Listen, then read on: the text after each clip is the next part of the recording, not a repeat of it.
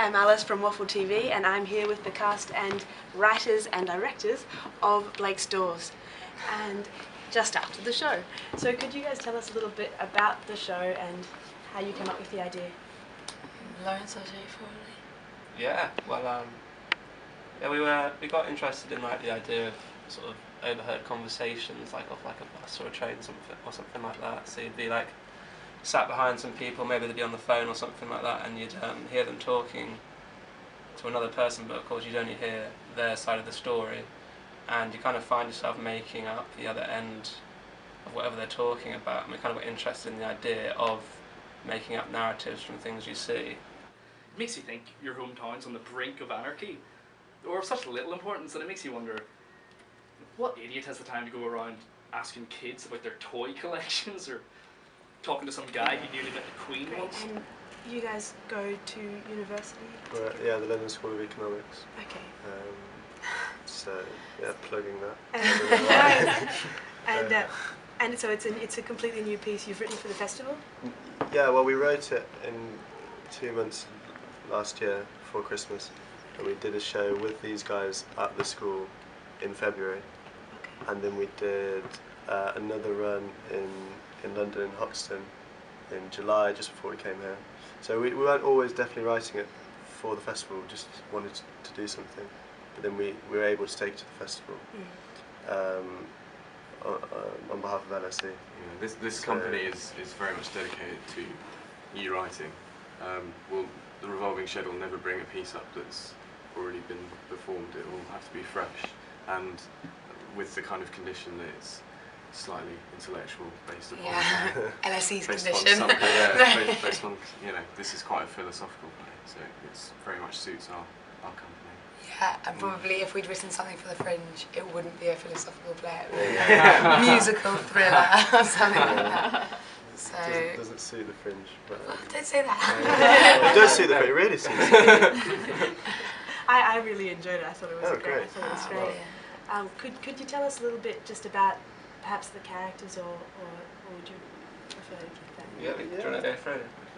Yeah. Well, probably the first thing to say about the characters is that in order for this to work, they all had to be, because of the fact that it is basically a non-conversation, they all had to be very, very separate and distinct. And that's why they decided to set it in a hospital kind of as a device, because it is a situation where obviously strangers can be put together. So I think that's the first thing, that we really focused on the characters all being very, very individual and not really being affected. Yeah, I found them very striking, like very separate, distinct people, So, over to you guys. Well, I guess my character is really there as tells you how to approach the play, really. Like he talks about, you know, you sometimes hear people talking and you have to make a judgment based upon what you hear, and it's not everything of what they've said, but the fact is you have to make a judgment about it, and that's kind of us telling you how to approach the play and how everyone makes up their own interpretations. And comes to their own judgments about everything, so that's really what I contribute to it, I think. I play the old lady, and I have to say that she has got a tinge of my own grandmother in her. She is Scouse, so it's sort of like my grandma tells like some of the most mundane stories, and she thinks they're just terribly exciting. So I'll go over on a Thursday morning, she'll be like, I had the best boiled egg yesterday, it was amazing, and the old woman's a bit like that. She's quite disillusioned with the sort of excitement that she portrays. She loves telling stories, she likes engaging people, so she's slightly, like I said, like disillusioned with her past, but at the same time she's achieved quite a lot, but like she said, she's a separate individual person, she doesn't have any family who support her, and Blake really sort of taps into that, especially at the end of the play, and finds a weakness in her character. Well, I'm Blake.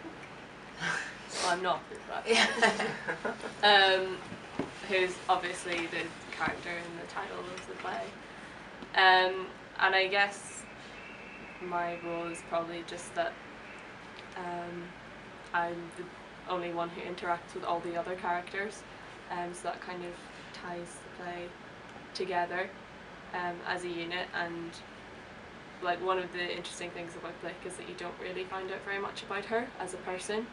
It's really just what you see, and she doesn't really give away anything about her past or who she really is normally, and because you're seeing her in such an unusual situation, it shows maybe like sides of her personality that you wouldn't normally get to see in a person, because you don't normally get to see someone when they're isolated and vulnerable and in an unfamiliar situation.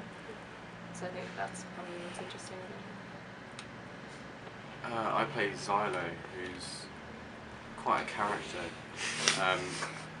He appears quite big on stage. We talked about him being schizophrenic, although we've not really defined what is wrong with anyone. Like Marie-Claire was saying, you don't know, the whole point is you don't know the backstory, you don't know why he's been in hospital pretty much his whole life, is kind of suggested. But although he appears quite big on stage, I always thought of him as being quite a nondescript character.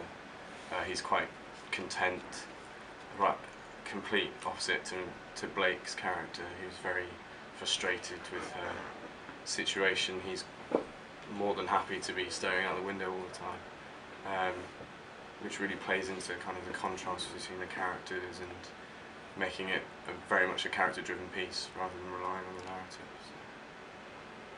Have you guys been enjoying your time at the Fringe? Yeah, we're having a really good time. A bit too much, perhaps. Yeah. Planning on returning? We've, yeah, definitely. Hopefully. But we've had a cold that's kind of been passed around the cast. So It's cleared up now, though. So yeah, we're better. We're getting over it today. Good work, guys. And so why should we all come and see your show? I think because it's different. I think it's interesting. Big claim, it's interesting. No, I think it is different to a lot of things at the Fringe, and yeah, I think that's why I think most of the feedback we've got has been really, really it's positive. been nothing but positive.